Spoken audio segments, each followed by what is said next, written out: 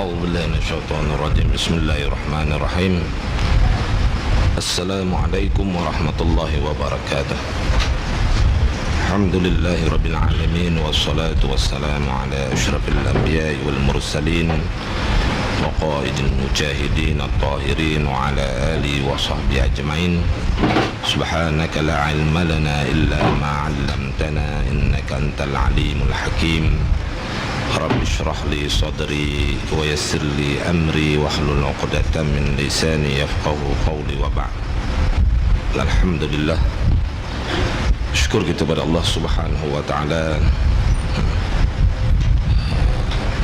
atas kurniaan oleh Allah Subhanahu wa taala, segala kurniaannya, dan antaranya kurniaan bagi kita sambung hayat kehidupan yang merupakan modal kita nak berdagang dengan Allah SWT, kita nak berniaga dengan Allah SWT, nak buat trading dengan Allah SWT. Kalau tak ada modal, tak ada usia, tak dapat nak trading lah, habis lah. Tak dapat kita nak berniaga dengan Allah, habislah kehidupan kita di dunia ini. Kita bersyukur kerana bila kita tengok kanan kiri, sahabat-sahabat kita masih bersama kita, dan kita masih bersama dengan sahabat-sahabat. Jadi ini suatu nikmat yang sangat besar lah. Kita juga bersyukur kepada Allah SWT. Baru-baru ni kita pun dikunjungi oleh ulama-ulama tanah air, dikunjungi oleh orang-orang yang soleh, macam Syekh yang baru mengunjungi kita, bukan saja daripada alim ulama, dari keturunan Ahlul Bait, yang Nabi berpesan supaya mengasihi, menyayangi Ahlul Bait. Jadi kita ni besok akan bersama, akan bangkit mengikut, kita mati di atasnya. Kalau kita mati sebagai talibul ilmi, orang yang menuntut ilmu lah, jadi insyaAllah kita akan bangkit bersama dengan kawan-kawan menuntut ilmu dan juga guru-guru kita yang menyampaikan ilmu. Kalau kita na'udzubillah lah, orang yang mati, bukan kita lah, orang yang mati melakukan maksiat, dia akan bangkit bersama dengan kumpulan itu dengan penuh kemurkaan Allah Subhanahu wa taala. Dan kita akan mati berdasarkan apa sirah perjalanan kehidupan kita. Kalau sirah perjalanan kehidupan kita seorang yang konsisten melakukan ibadat, insyaAllah kita akan mati dalam, kalau kita tengok dalam YouTube tu, orang mati sujud, mati dia. Orang yang konsisten melakukan ibadat, dia sujud, tak bangun-bangun, dia mati dalam keadaan kehidupan dia macam mana kehidupan harian dia. Ini satu nikmat yang sangat besar. Begitu juga orang yang kalau dia punya kehidupan dia tak baik, dia juga akan dimatikan berdasarkan cara kehidupan dia. Jadi nak buat macam mana, macam kita tengok baru ni yang MH17 kan, orang yang betul tak betul saya tak tahulah, saya baca pun kat internet je, orang yang menguruskan kapten tu, kapten kapal terbang tu, yang jenazah dia elok lagi, darah dia macam baru lagi, ini adalah merupakan tanda-tanda orang yang berpeluh lagi, Allahu Akbar, orang yang mengurus jenazah, mudah diurus dan sebagainya. Itulah dia mati berdasarkan mengikut apa ya kelakuan semasa hidup ni, yang mana dia ambil berat. Dia sampai waktu semayang sebagai kapten ni, dia mengingatkan anak-anak kapal dia yang dah masuk waktu ni, marilah solat. Subhanallah. Jadi nak boleh macam ni tuan-tuan, dia bukan boleh-boleh gitu je. Dia bermula dengan ilmu lah, macam yang kita sebut, ilmu ni sangat penting. Macam tadi saya bila terlalu kat internet tu sekejap, dapat satu dekat Facebook tu, terdapat satu orang kiriman yang sangat elok lah, seorang tua yang akan menjalani pembedahan. Jadi bila kita ni bedah, tuan-tuan belum duduk bilik bedah, saya dah 2 kali duduk bilik bedah, tuan-tuan. Allahu Akbar. Antara hidup dengan mati. Takut kita ni. Walaupun kata bedah appendix je sikit. Tapi orang yang kena abuse ni seolah-olah macam dipinjam dia punya nyawa dia. Saat nak dipulangkan, kalau dipulangkan tak boleh menyambut. Saudara baca Yasin lah, kenduri arwah. Dia macam tu lah. Itu yang berlaku. Jadi bila berada di bilik bedah ni memang sesuatu yang menggusarkan. Jadi pakcik ni bila dia nak masuk bilik bedah tu, ni orang dekat Mesir lah ceritanya. Orang dekat Mesir. Jadi bila nak masuk bilik bedah, dia rasa gusar, takut, bimbang. Tok Syekh apa ni, pakar bedah tu tanya, apa yang takut sangat ni? Dia kata, teknologi hari ni dah maju, tak bimbang, tak ada apa-apa yang perlu ditakutkan. Dia pun tanya, bedah ni berapa lama bedah ni? Bedah ni dia punya jangka dia lebih kurang dalam 1 hingga 5 atau 6 jam. Lagi bertambah takut dia. Ini lama ni.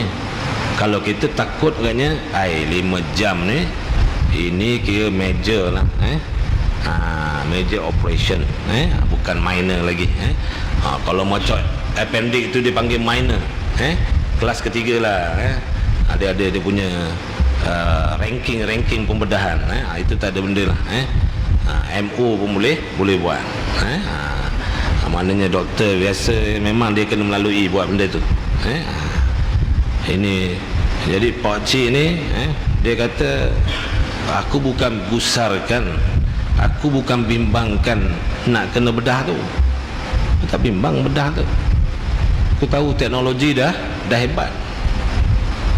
Yang aku bimbangkan ialah, dia kata, masa yang diambil 1 hingga 6 jam. Alah, 1-6 jam kita tiap-tiap hari hilang, lenyap, tak rasa. Bayangkan sekarang ni bukan saja budak-budak muda saya sebut kan, orang tua pun kalau main ni 2-3 jam tu biasa je. Betul lah. Teknologi di ujung jari kan, tengok Facebook, tengok WhatsApp kan, habis kita ada 10 kumpulan, habis 10 kumpulan ni beribu maklumat masuk satu hari. Tak boleh baca dah, tak sempat palang, banyak sangat. Tak dan tak sempat lah. Jadi sebenarnya apa yang digusarkan, dia kata, aku ni sebenarnya kelaziman aku, dia kata, pada setiap 3 hari aku akan menghatamkan Al-Quran. Ini subhanallah, bila saya terbaca, saya dengar benda macam tu, Allahu Akbar. Kita tak nak terfikir macam tu. Jadi kalau 1 hingga 6 jam, maknanya minggu ni, berapa hari ni, dalam masa ni aku dah lost berapa jam ni, aku tak dapat menghatamkan Al-Quran dalam 3 hari, yang sebagaimana merupakan wirid harian aku dia. Allahu Akbar. Kita tak ada lah lalu 6 jam ke, tertidur 1 hari je kata. Tak ada gaduh apa. Terlepas subuh, bukan kata nak baca Quran, terlepas subuh pun senyum je pagi besok. Tak ada hal. Teh tarik satu, pergi kedai Haji Amir, teh tarik satu, nasi lemak, telur bulat. Tak ada hal kita. Jadi Tok Syekh ni dia orang tua saja, orang biasa saja, yang merupakan wirid harian dia adalah merupakan Al-Quran yang dibaca. Jadi duduklah, dia kata okeylah, 1 jam lagi sebelum bedah kau beritahu aku, dia kata. Jadi dia pun bacalah Quran, baca Quran sampailah 1 jam lagi nak dibedah, diberitahu, kemudian dibagikan ubat bius. Dia teruslah baca sehingga dia hilang di dalam bius lah. Bahaya tuan-tuan, saya dah kena memang. Dia bercakap 1, tengok kira dia kan.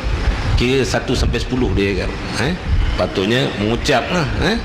Saya pernah kena, dia kata kira sampai 10 dia kan. 1 dulu. Kita pun kira tak sampai 3, 4, padam lah kita. Hilang dah kita, hanyut dah. Tapi yang anehnya tuan-tuan, yang menyentuh perasaannya, pakcik tadi ni, kerana dia dah Quran tu merupakan wirid dia. Sebelum dia, bila dia bius itu, dia terus baca sampailah operation itu berlangsung. Berlangsung 1 jam saja. Operation itu Allah muliakan dia, 1 jam saja operation itu telah pun siap. Yang anehnya, dalam masa 1 jam itu, walaupun dia tertidur, mulutnya terus membaca Al-Quran. Allahu Akbar. Didengar, disaksikan oleh doktor bedah tadi. Hebat. Manusia yang tahu tujuan kehidupan dia. Allahu Akbar. Allah muliakan dia. Walaupun ada satu insiden lain saya terbaca dalam kitab, dalam satu kitab ni dia ceritanya bila nak masuk gear ni, tak apalah, cerita sikit lah.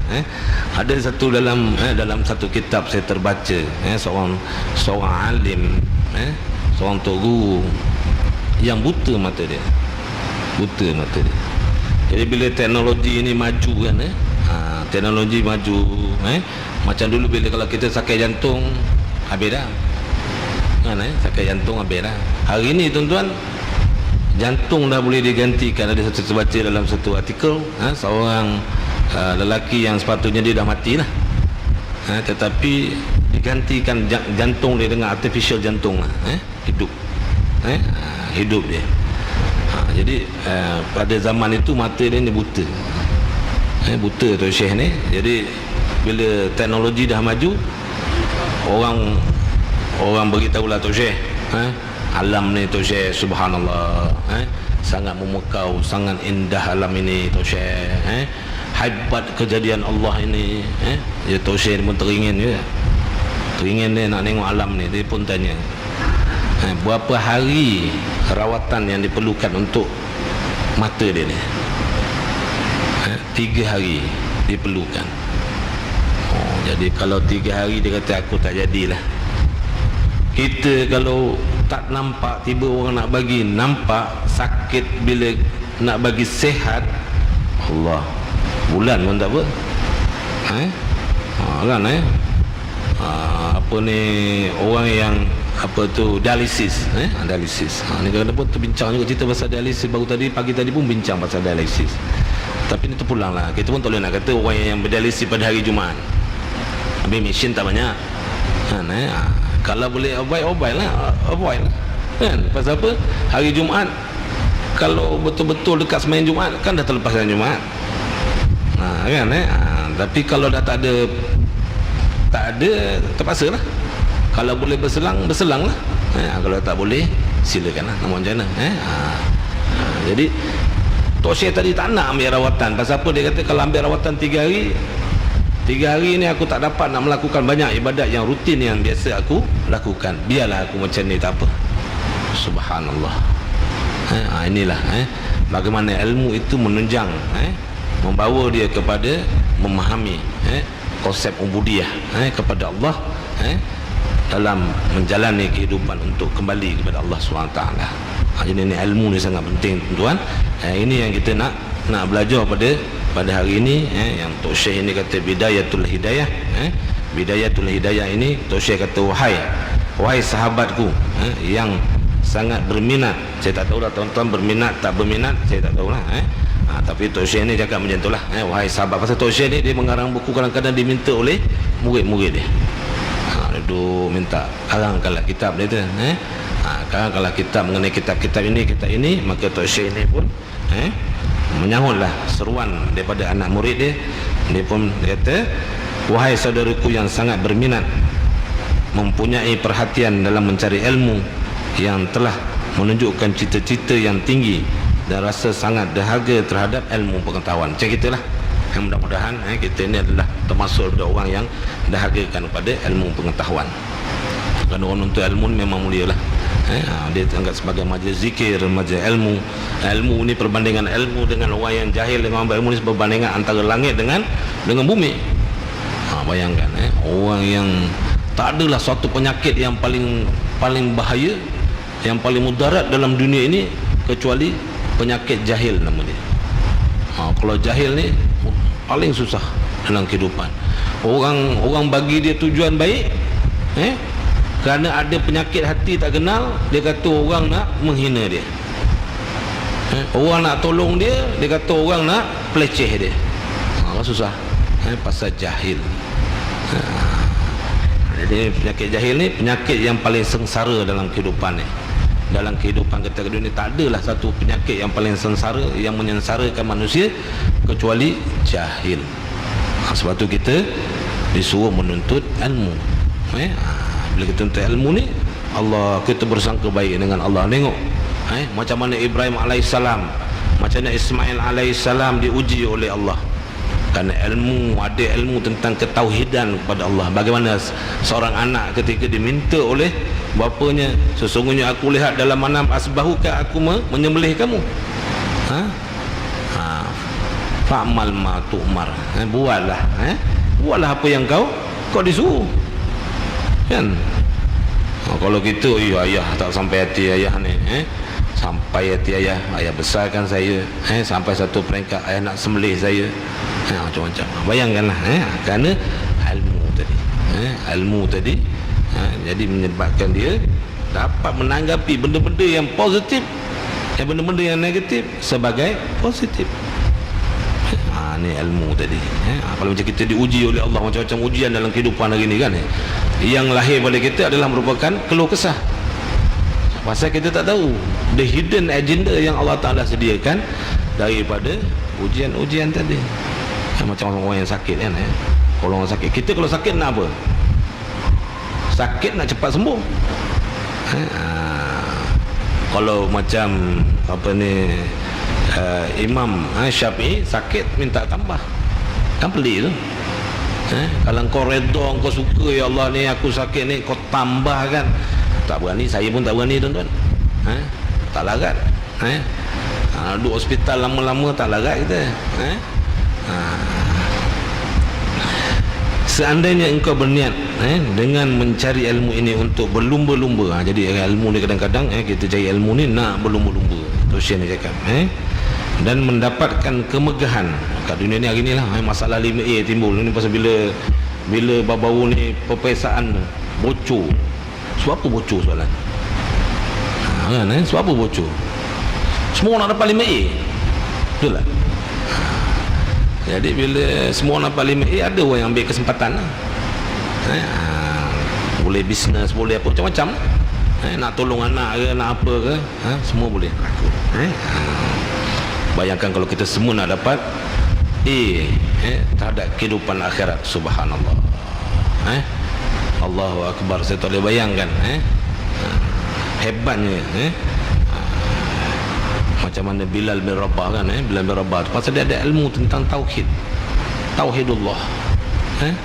Allah yang Esa, Allah yang Esa, memilih diazab berbanding mengucapkan perucapan kufur, meninggalkan agama Allah.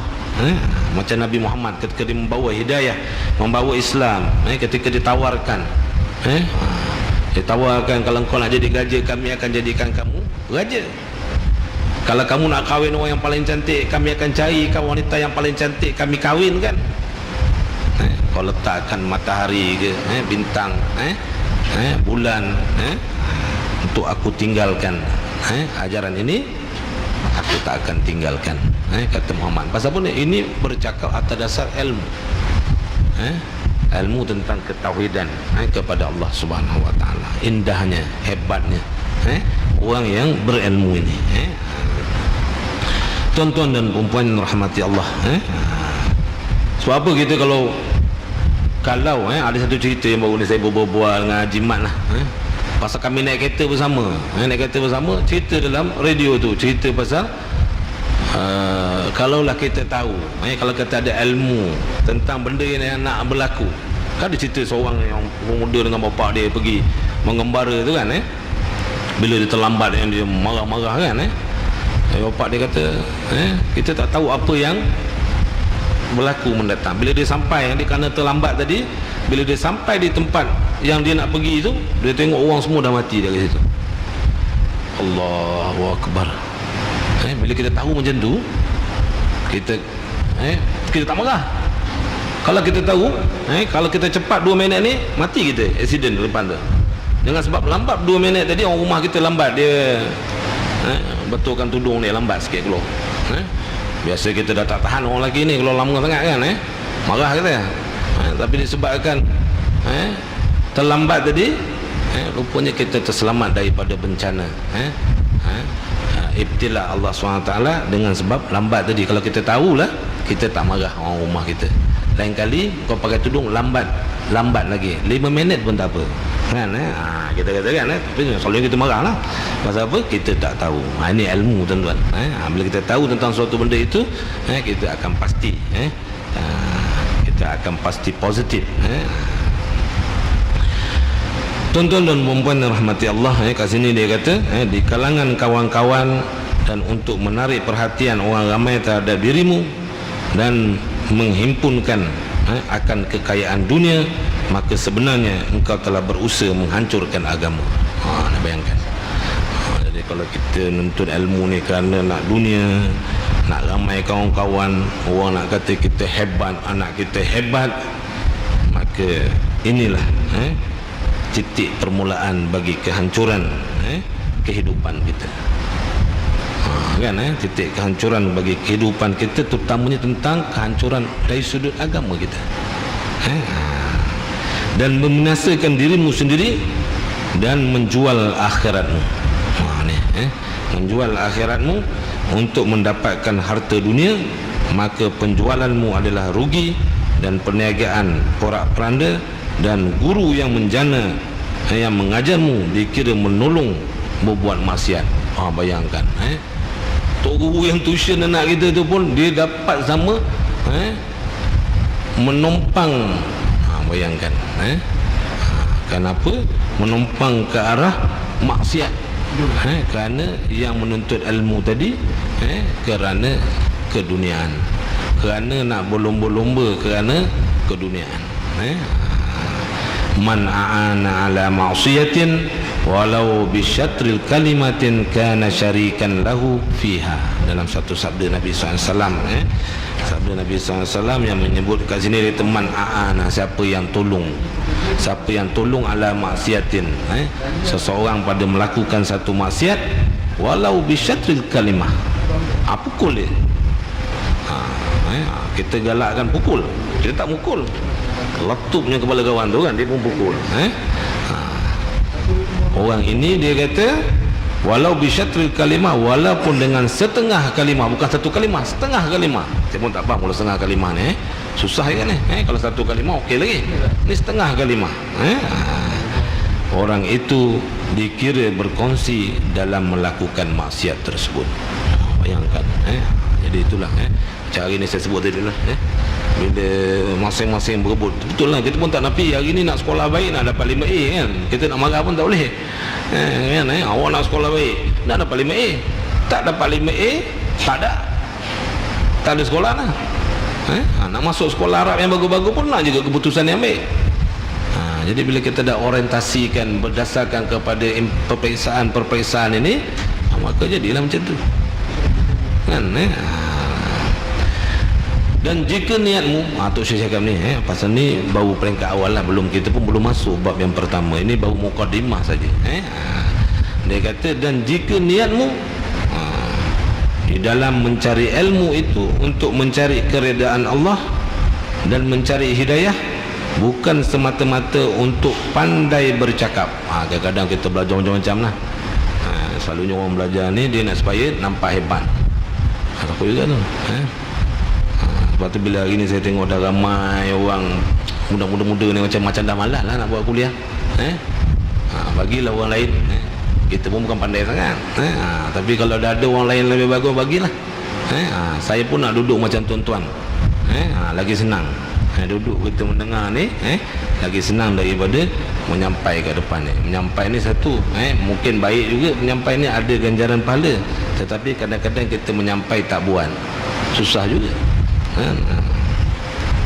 Jadi dia kata pandai bercakap, dia nak mencari hidayah bukan semata-mata untuk pandai bercakap, maka hendaklah engkau bergembira kerana para malaikat telah mengembangkan sayapnya. Allah akbar. Tadi orang yang mengaji agama lah ni.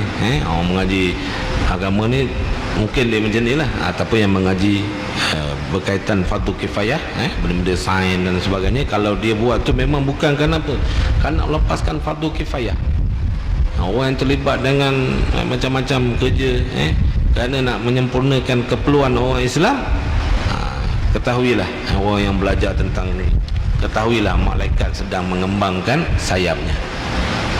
Kalau malaikat mengembangkan sayap melindungi kita, subhanallah.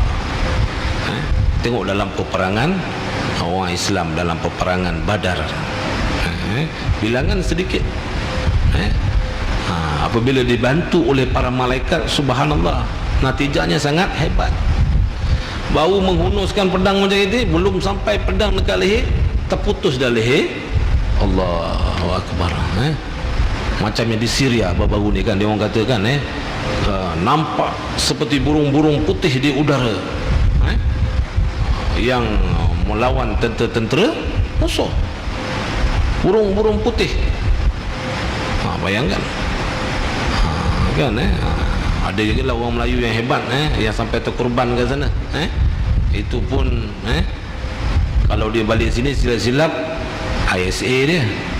ISA bahasa apa? Orang pergi berjihad, kita kata dia masuk kumpulan ni. Susah juga. Jadi dia kata dia tak akan, dia tak nak balik lah. Dia nak mati sebagai orang yang syahid. Kita tengok kat YouTube sekarang. Dulu kita tak boleh tengok kat YouTube sekarang orang yang mati syahid macam ni. Wajah mereka subhanallah tersenyum tuan-tuan. Sebab tu lelaki yang mati syahid ketika memperjuangkan agama Nabi dalam surah Yasin itu, kerana dia rasa ingin sangat nak menceritakan nikmat, Allah rakamkan keinginan itu dalam surah Yasin. Kalau yang mati syahid ni, dia mati, dia kalau boleh dia nak hidup balik berjuang, mati hidup balik berjuang, mati hidup balik berjuang. Kan itu kehebatan orang yang mati syahid fi sabilillah. Itu syahid fi sabilillah itu dalam fi marakah, dalam peperangan. Begitu juga orang yang mati syahid dalam medan perjuangan ilmu. Macam saya cerita kawan sahabat saya kan di Mesir, meninggal dunia dalam syahid pergi belajar. Setahun kita dah ke bumi kan, dia ingat tak ada apa dah. Korek balik, dia nak masuk orang baru, tengok tubuh dia molek, cantik lagi. Kain kapan dia yang agak rosak sikit, tubuh cantik lagi. Ini satu kemuliaan Allah SWT kepada mereka itu, kerana menuntut ilmu, jelas dia menuntut ilmu kerana Allah SWT. Allah muliakan dia, tubuh dia diharamkan daripada disentuh oleh tanah, dimakan oleh tanah. Bagaimana tubuh para anbiya dan juga tubuh para rasul. Timbul isu sekarang ni, ada bunyi-bunyi kata nak galih kubur Nabi kan, nak galih kubur Nabi. Tak betul, tak betul lah. Saya ada orang telefon saya, ustaz, dia kata sekarang ni macam-macam isu lah ustaz, dia kata macam-macam isu pelik-pelik lah ustaz, dia kata macam mana ni isu orang nak mengalih kubur Nabi ni. Saya kata galih je lah kalau boleh. Galih kan.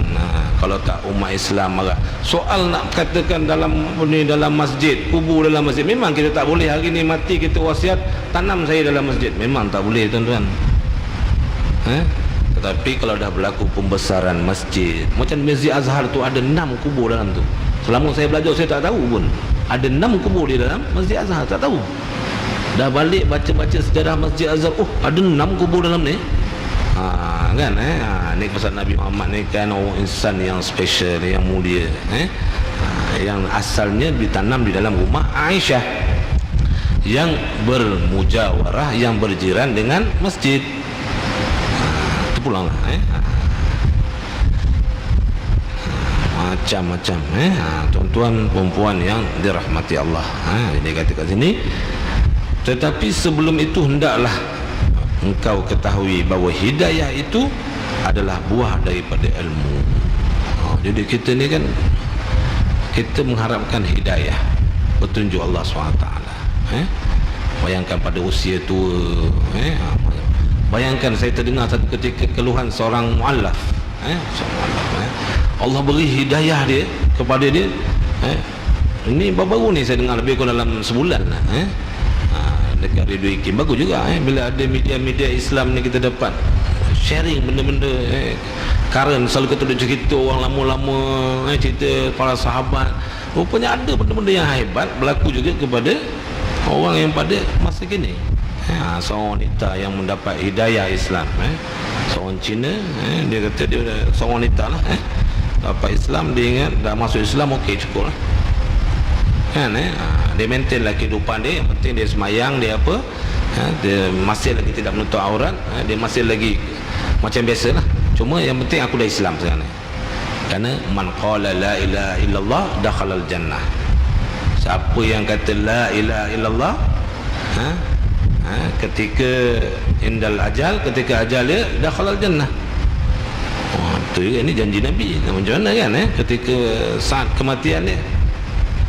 Yang sebab itu antara Sayyidina Umar tak berani memerangi orang-orang yang tidak membayar zakat. Selepas Nabi wafat, timbul kumpulan yang riddah, yang tak mau bayar zakat, sebab dia kata kami bayar zakat kepada Muhammad. Sekarang Muhammad telah wafat, tak ada dah, tak payah bayar lah.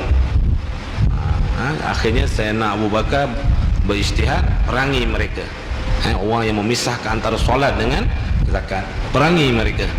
Tapi Sayyidina Umar pada awalnya enggan. Tak betul ni. Pasal apa? Dia berdasar kepada hadis Nabi, siapa yang la ilaha illallah dakhala al-jannah. Siapa yang mengucapkan kalimah la ilaha dakhala al-jannah. Jadi mungkin sahabat tadi ni, sahabiah tadi ni, wanita yang masuk Islam tadi, dia kata aku dah kalimah syahadah, habis itu masuk syurga jaminan. Sehinggalah dia kata saya mendapat hidayah baru. Hidayah baru ni dengan sebab ilmu. Dia pergi belajar, dia pergi dengar, hantar diri dia. Akhirnya jadi nak dapat sebab hidayah tu kena cari sebab dia. Asbabul hidayah tu kita kena cari. Kita mengharapkan hidayah, ya Allah hidayah, tapi asbabnya kita tak cari. Kita duduk kedai kopi, kita duduk di padang golf, kita duduk di apa tu, pasar-pasar malam. Mana kita nak dapat asbabul hidayah? Antaranya hari ni mudah lah. Tak mari datang kitab pun tak apa, buka ke internet pun, Allah, dunia begitu luas sekali, dunia ilmu begitu luas sekali. Cuma di sana mungkin agak sukar sikit lah kita nak menapis mana yang sahih, mana yang tak sahih, agak sukar sikit lah, kecuali kita mempunyai sedikit kelebihan ilmu yang Allah Ta'ala kurniakan. Kerana jutaan bilion knowledge yang ada di dalam alam maya ni. Jadi tuan-tuan dan puan-puan rahmati Allah, jadi wanita tadi ni bila macam tu, sehinggalah yang dia dulu rasa masa dia masuk Islam, dia masih merasakan duit ni, kalau tak ada duit satu yang susah bagi kehidupan dia. Kemewahan ni kalau tak ada memang suatu yang berat, habis kehidupan dia.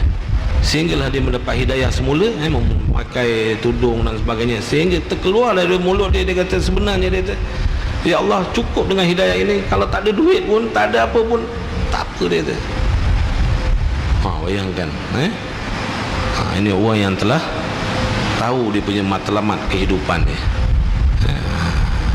Kalau tak sekaya dulu pun tak apa, ya Allah dia kata. Kalau diuji pun tak apa. Kita kalau diuji saya pun takut tuan-tuan. Tapi orang yang sampai peringkat tu macam Dr. Muhayya kan, satu peringkat dia kata Allah ruginya bagi pinjam masa tu kat saya, dia kata.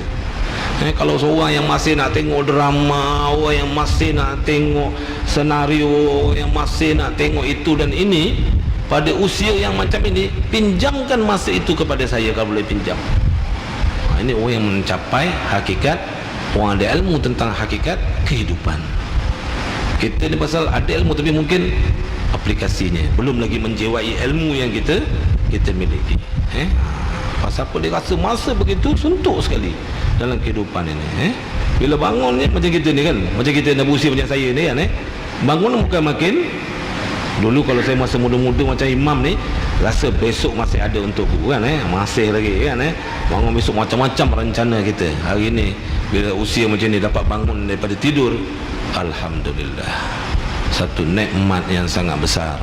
Tuhan tambah lagi satu hari, beberapa detik dalam kehidupan kita. Ini orang tahu hakikat umur lah. Orang dah mula, Allah Ta'ala bagi sikit-sikit kepada kita hakikat umur, tapi masih lagi legil. Tapi pada wanita tadi tu, saya rasa lebih dia daripada kita orang Islam lagi. Bila dia tentang hakikat Islam itu, hakikat ubudiyah itu. Ini ilmu ni penting untuk membawa kita, memberi kita hidayah tentang hakikat kehidupan ini. Tuan-tuan dan puan rahmati Allah, InsyaAllah belum lagi. Ada 5 minit lagi. Saya ikut Haji Amir. Haji Amir kata 5 minit, kita ikutlah 5 minit. Kemudian dia kata, tetapi sebelum itu hendaklah engkau ketahui bahawa hidayah itu adalah buah daripada ilmu. Hidayah ni dapat buah daripada ilmu lah. Tak ada ilmu, tak adalah hidayah. Macam itulah seolah-olahnya.